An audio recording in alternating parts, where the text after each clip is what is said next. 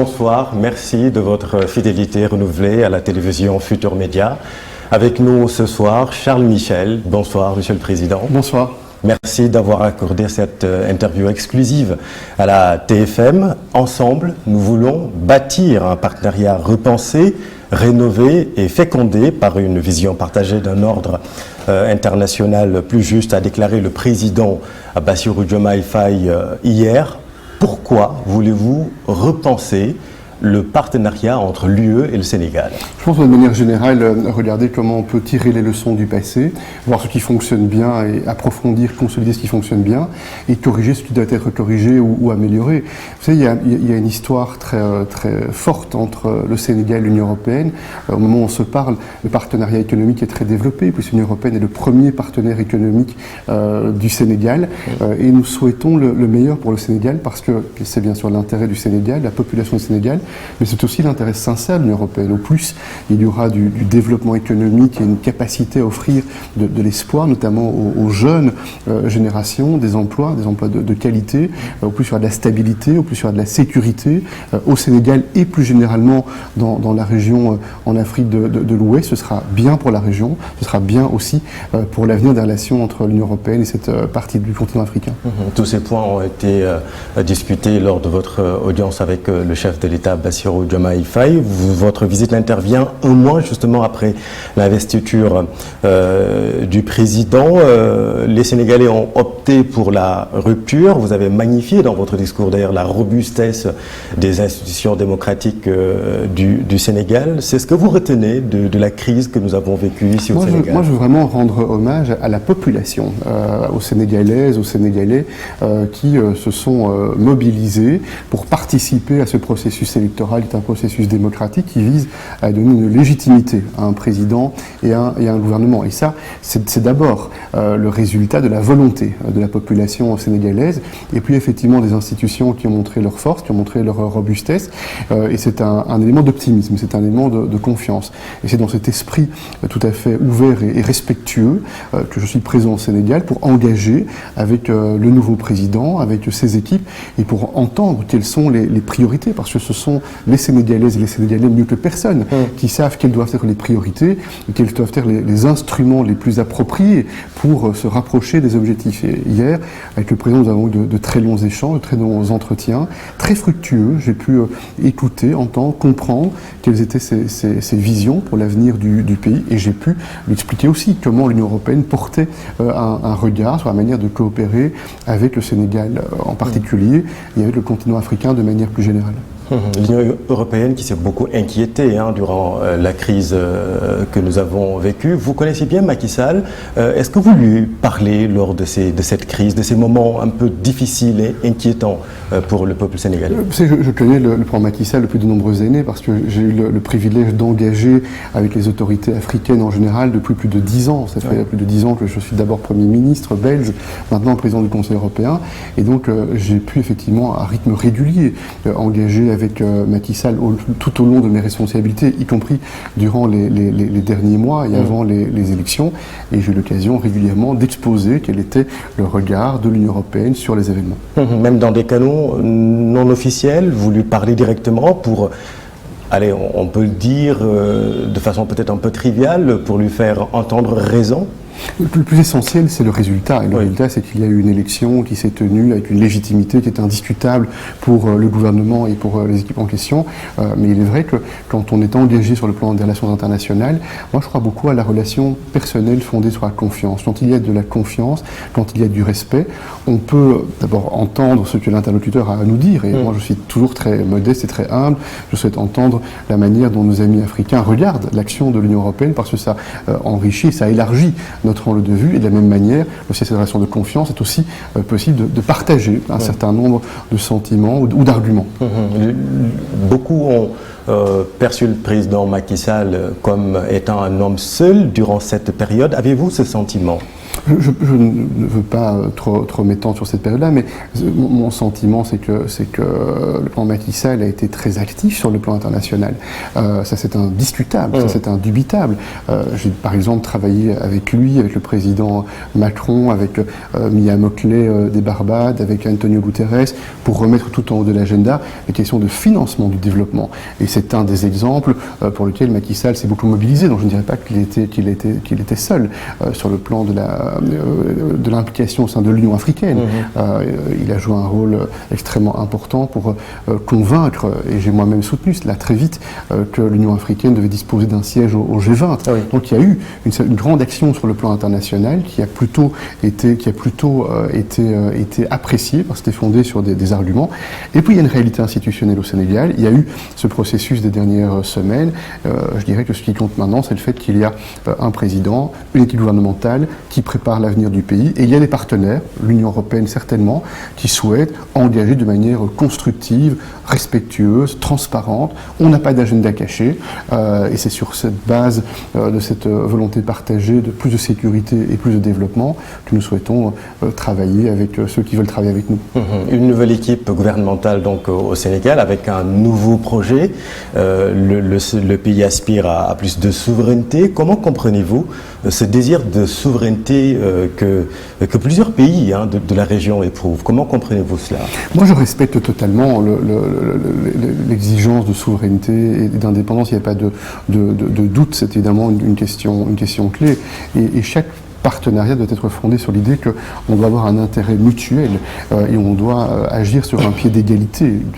Mais on doit aussi agir sur base de faits objectivés et objectivables. C'est-à-dire? Mais parfois l'impression que nous pouvons avoir, que ce soit à l'intérieur de l'Union européenne ou quand on regarde le continent africain, c'est que parfois ce sont les perceptions, les impressions, les émotions qui dominent. Et parfois ça fait le lit d'un certain nombre de positions radicales, extrêmes, qui peut-être ont pour premier effet de flatter la population, mais fondées sur des éléments qui ne correspondent pas à la réalité.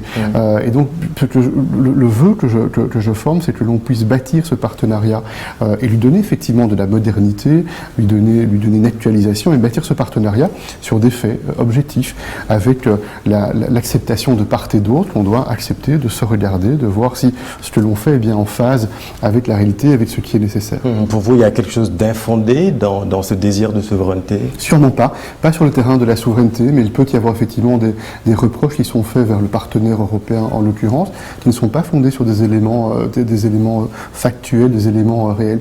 Je le dis encore une fois, l'Union européenne et le secteur, au travers du secteur privé, est le premier partenaire économique du Sénégal. Cet élément est très important parce que ça touche directement à la production de richesses, à l'économie productive. C'est un premier élément. Deuxième élément, les accords que l'Union européenne conclut avec les partenaires sont toujours transparents. Ce n'est pas toujours de la part d'autres partenaires qui préfèrent être dans la discrétion, sinon dans le secret. Nous n'avons pas peur de la vérité, nous n'avons pas peur de la transparence. C'est un message que j'ai pu donner d'ailleurs au président et sur tous les sujets. Au président de la République et sur tous les sujets, dans ce domaine en concret. Dans le domaine de la santé, par exemple, c'est bien l'Union européenne qui a été en première ligne pour soutenir des projets qui veulent développer la souveraineté des pays africains. La production de vaccins, c'est un élément clé. Et l'Institut Pasteur est une institution qui est très respectée, qui joue de grandes compétences. Et l'Union européenne n'a pas hésité. On n'est pas resté les bras ballants. On a soutenu des transferts de technologies. Si je prends le domaine de la transition énergétique, il y a des ressources gazières au Sénégal. C'est une bonne chose pour le développement du Sénégal. Et pour la transition énergétique, c'est l'Union européenne qui soutient, avec d'autres partenaires, les investissements dans le renouvelable. Parce qu'à côté du gaz, le renouvelable est aussi une ressource qui est très précieuse pour le développement du Sénégal, pour permettre à des agriculteurs, parfois éloignés de centres urbains, d'investir dans des panneaux solaires qui permettront d'avoir des pompes pour capter de l'eau, pour irriguer et pour avoir de la production, pour ramener de la prospérité. Donc le projet européen, c'est pas un projet la main sur le cœur et des discours conceptuels, c'est un projet pour des partenariats opérationnels pour élever les conditions de vie. Dans le domaine des transports, ici à Dakar, c'est l'Union européenne qui soutient des projets pour investir dans des transports de bus électriques, BRT, à la fois dans le centre, mais également des transports de bus gaziers pour rejoindre le centre vers la périphérie. On va parler de l'énergie tout à l'heure. Quelques éléments pour vous montrer que le souhait européen est d'être dans des choses concrètes. Et c'est en ça que parfois, il y a des perceptions qui ne sont pas justes parce qu'elles ne correspondent pas à la réalité de la valeur ajoutée de ce partenariat au bénéfice de la population. Est-ce que vous avez senti dans le discours des nouveaux dirigeants cette perception injuste ? Non, j'ai eu vraiment une impression d'un échange extrêmement utile et extrêmement fructueux. Vous savez, c'était notre première rencontre, le président et moi-même, et quand on ne se connaît pas, ou quand on se connaît parce qu'on lit des rapports de diplomates, ou on regarde simplement les éléments dans la presse, ça n'est jamais aussi qualitatif qu'un échange direct. L'échange direct, c'est la meilleure manière d'abord de mieux se connaître, de mieux se comprendre, de mieux se respecter, et c'est le point de départ pour se faire confiance. Mais vous saviez quand même tout cela de loin, avant d'arriver au pouvoir, vous avez pas seulement de loin. Le discours, parfois on suivait attentivement un peu la situation. hostile quand même à l'UE, principalement à la France. Mais ce que j'ai entendu, et vous l'avez entendu, puisque c'est la déclaration qui a été faite par le président, et le président n'a pas besoin d'un porte-parole, et vous avez entendu le message qu'il a donné, et donc j'ai entendu effectivement le souhait d'être un partenaire engagé pour un partenariat de qualité, avec un appel qui est très légitime, à ce que l'on puisse identifier, évaluer et voir comment on peut améliorer un certain nombre de situations en se fondant sur des faits. On s'est bien retrouvé le président sur l'idée que la méthode est importante. Et je pense, comme le président le disait justement, que la méthode, l'idée de prendre des engagements, vérifier si les engagements sont respectés de manière régulière, c'est un élément qui est clé pour que ce partenariat ne soit pas juste théorique et amène de la frustration, mais soit un partenariat qui délivre des résultats tangibles pour la population. Pour les populations. Alors, dans tous les cas, il y a une nouvelle orientation et cette orientation va inexorablement changer le rapport entre l'UE et ces pays de la sous-région. Dans le Sénégal, vous avez déclaré que l'ambition est commune pour un partenariat fécond, un partenariat dans le secteur de la pêche, par exemple, un partenariat de respect et de confiance.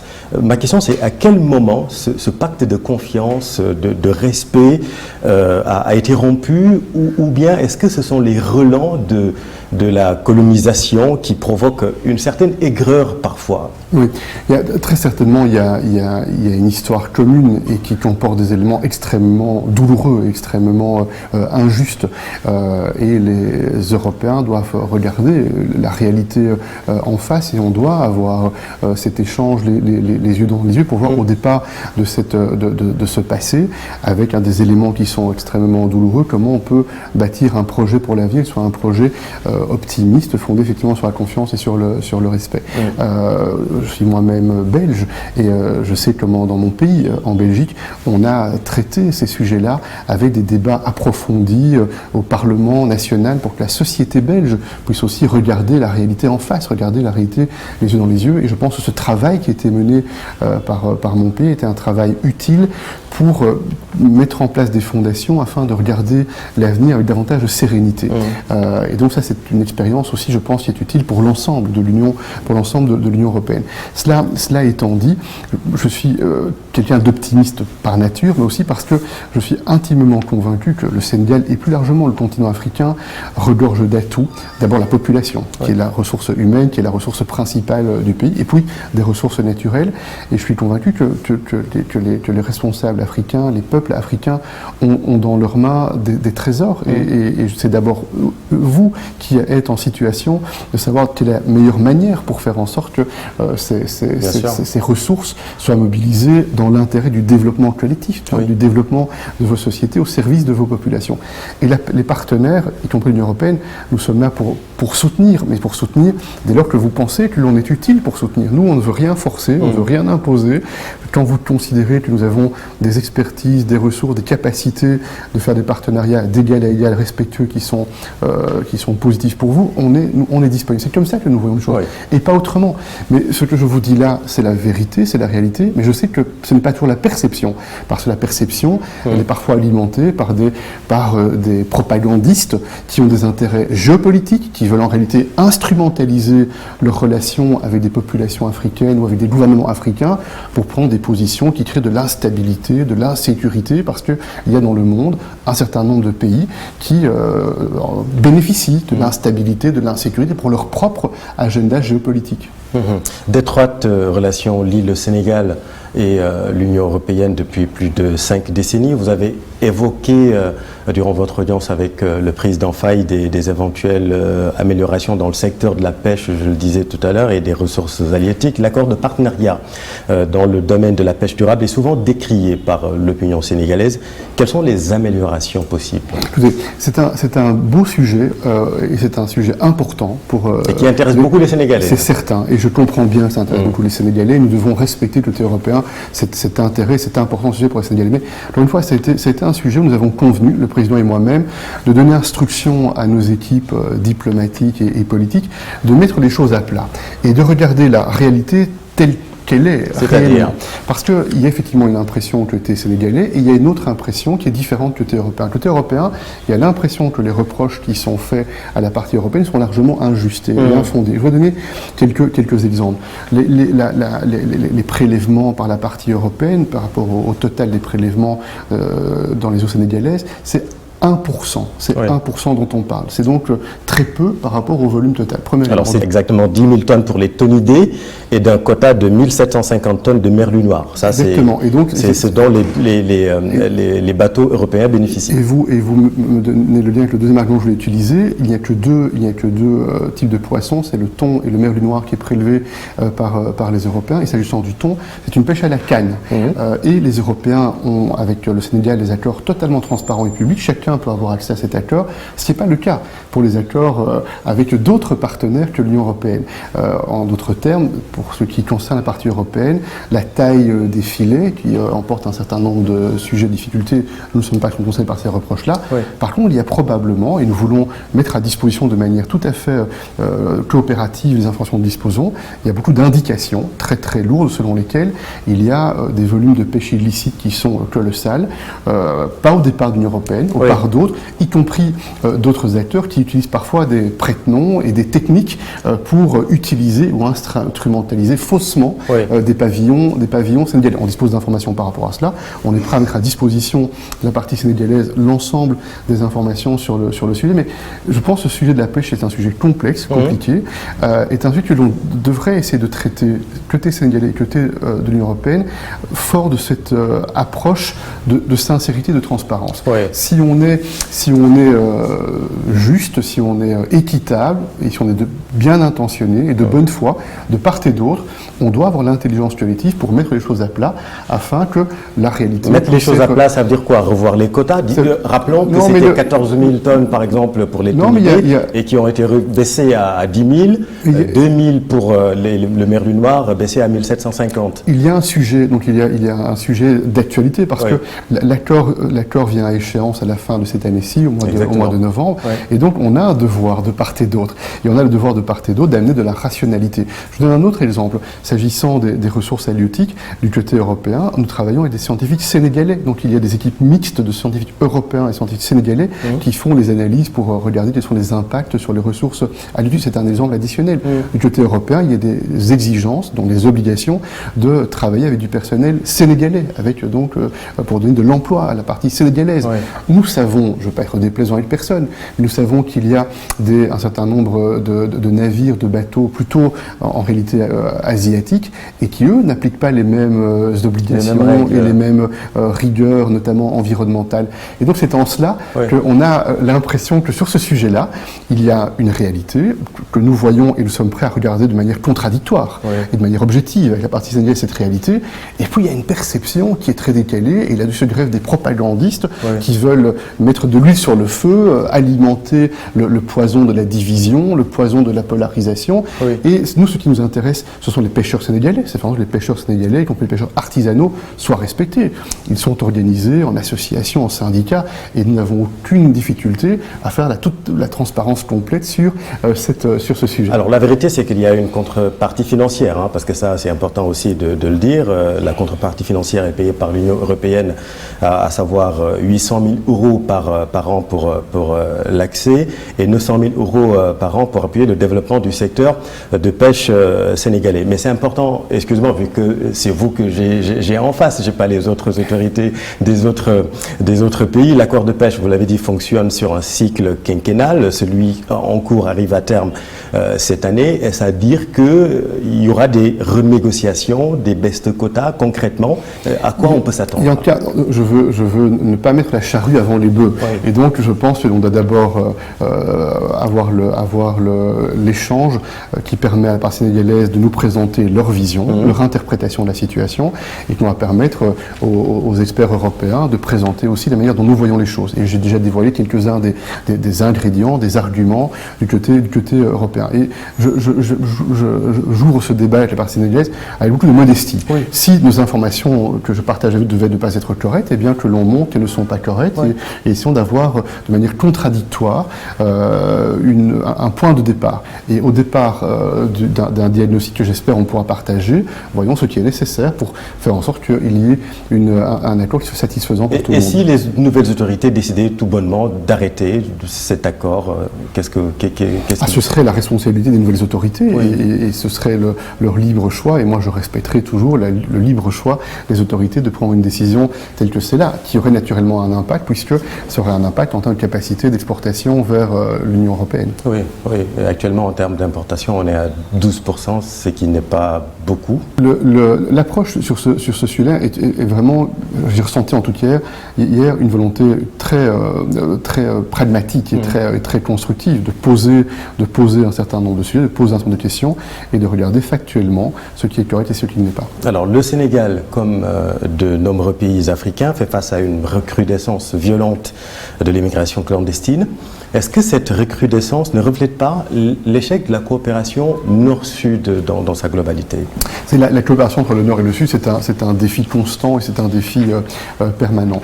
D'abord, quelles sont les causes fondamentales de cette migration, et y compris de la migration irrégulière qui va vers l'Union européenne? Les causes fondamentales, c'est lorsqu'il y a trop peu d'espoir pour l'avenir et trop peu de perspectives. Et il y a au Sénégal une population qui est jeune et qui a raison d'avoir des rêves et des désirs pour améliorer les conditions de vie. Et c'est en cela que je pense qu'on doit d'abord travailler à attaquer les racines profondes. Et les racines profondes, c'est le développement, c'est l'amélioration des conditions sociales. C'est un premier élément. Deux, je pense qu'on a intérêt à travailler ensemble pour ne pas permettre à des groupes criminels qui partent du criminel et délinquant de base jusqu'à des commanditaires plus haut placés. On doit coopérer avec la justice, avec la police pour démanteler ces groupes criminels qui exploitent de manière cynique la misère et le désespoir et mettent en danger des femmes, des hommes, des enfants. Et puis, troisième élément, moi je suis très conscient que l'on a besoin de canaux de migration légale. Il faut que l'on clarifie du côté européen avec nos amis africains dans quelles conditions il y a un accès qui est possible, pour combien de temps, selon quelles modalités au territoire européen. Donc c'est un sujet qui doit être adressé de manière globale. Et par ailleurs, je suis un des Européens qui est très conscient quant au fait que la question migratoire sur le continent africain, c'est pas simplement une question de migration de l'Afrique vers l'Europe, c'est aussi une migration intra-africaine, avec aussi des enjeux et des sujets de migration à l'intérieur du continent africain que l'on doit aussi prendre en considération. Dans le domaine économique, l'Union européenne soutient plus de justice, plus d'inclusion. Doit-on aller vers une évolution de la gouvernance économique et financière? On en parlait en début d'émission, sachant que les pays en développement ont le fardeau de la dette, mais aussi de l'investissement sobre en carbone, résilient face au changement climatique. Oui, pour moi, c'est un des sujets clés si on est sincère, si notre génération politique en Europe, en Afrique, si on est sincère et si on veut donner demain pour nos enfants plus de stabilité, plus de sécurité, plus de prospérité, on doit traiter cette question de l'injustice des institutions financières de développement sur le plan international. Et deux, trois éléments. La Banque mondiale, qui est un des bras armés sur le plan international, est proportionnellement, à l'époque de cette création, 7 fois moins capitalisée qu'elle ne l'était auparavant. Donc ça réduit sa puissance de feu financier, c'est un problème. On doit augmenter la puissance de feu financière, premier élément. Et deux, il faut plus d'inclusivité. Quand la Banque mondiale et le FMI ont été créés, des États n'existaient pas sur le plan international à cause du colonialisme, à cause de la tutelle coloniale. Aujourd'hui, le monde est différent et donc on ne peut pas avoir cet espace multilatéral financier qui ne reflète pas la réalité du monde. Le président Macky Sall, par exemple, s'est beaucoup investi totalement. Et il a vraiment porté la voix du Sénégal et de l'Afrique avec beaucoup de vigueur. Il a fait avancer un certain nombre de compréhension de l'urgence de cette situation. Et vous avez raison par ailleurs, ce ne sont pas les pays africains qui sont responsables du réchauffement climatique, pas du tout. Ce sont les pays développés qui ont abusé du fossile, abusé du carbone pour leur propre développement. Et aujourd'hui, il y a une prise de conscience qu'il y a des limites à ce modèle-là. Et donc, on a trouvé aussi cette notion d'équité en termes de financement. Et c'est pour ça qu'on a une obligation au départ des pays développés, de mon point de vue, d'être sérieux et de délivrer nos engagements. Et du reste, l'Union européenne délivre les engagements pris sur le plan climatique, sont délivrés par l'Union européenne, mais on doit continuer à délivrer davantage encore à l'avenir. Et justement, l'accord de la COP28 consiste à transitionner hors des énergies fossiles, qui sonne le début de la fin de l'ère des combustibles fossiles, alors que nous, au Sénégal, on commence l'exploitation. Comment comprenez-vous cette situation? Non, c'est un débat que j'ai eu de manière très très intense avec le président Macky Sall, et c'est le président Macky Sall qui m'a convaincu et qui a ouvert les yeux de beaucoup d'Européens. À l'époque, c'était il y a environ 2 ans, lors d'un sommet entre l'Union européenne et l'Union africaine, et à ce moment-là, Macky Sall présidait l'Union africaine. Nous comprenons qu'il y a une transition. Et dans cette transition qui va durer un certain temps, le gaz est une ressource qui est nécessaire. Et nous sommes très pragmatiques, et c'est ainsi qu'un accord a été conclu dans le domaine énergétique entre le Sénégal et d'autres pays, notamment des pays européens comme l'Allemagne, le Royaume-Uni, la France, le Canada, du côté américain, sur ce qu'on appelle un accord pour une transition juste sur le plan énergétique. Et l'idée quelle est telle, c'est que d'une part, nous allons essayer de soutenir des projets dans le domaine du renouvelable, qui est utile dans le mix énergétique du Sénégal, et par ailleurs, on a bien compris que le Sénégal, notamment dans ce projet du Grand Tortue avec la Mauritanie, qui va bientôt démarrer, va générer des ressources financières qui y sont liées, et on forme vraiment le vœu que ces ressources financières soient bien utilisées, soient bien canalisées au service du développement des infrastructures. Et ça, personne ne pourra le faire à votre place. Et personne n'a à le faire à votre place. C'est votre responsabilité de faire les choix judicieux pour que ces ressources financières soient bien utilisées pour aussi réussir l'émergence économique. Juste deux petites questions pour terminer. Vous avez abordé avec le président Faye la question de la stabilité et de la sécurité régionale, l'UE en faveur des efforts qui visent à consolider les organisations régionales. Vous l'avez dit, seulement on constate des dissonances et des craquements au sein de la CEDEAO. Le Mali et le Niger, le Burkina par exemple, se démarquent de l'organisation. Comment appréciez-vous cette situation? D'abord, c'était un message très clair donné par le président Faye et que nous comprenons bien, c'est l'importance de l'intégration régionale. Et l'Union européenne comprend bien l'utilité de l'organisation régionale qui coopère sur des sujets de stabilité, de sécurité ou de coopération économique, qui sont des sujets importants pour essayer de faire progresser les différents pays. Il y a un sujet et nous formons le vœu que les chefs d'État de la région, membres de la CEDEAO, puissent trouver le chemin du dialogue pour identifier quelles sont les priorités de la CEDEAO.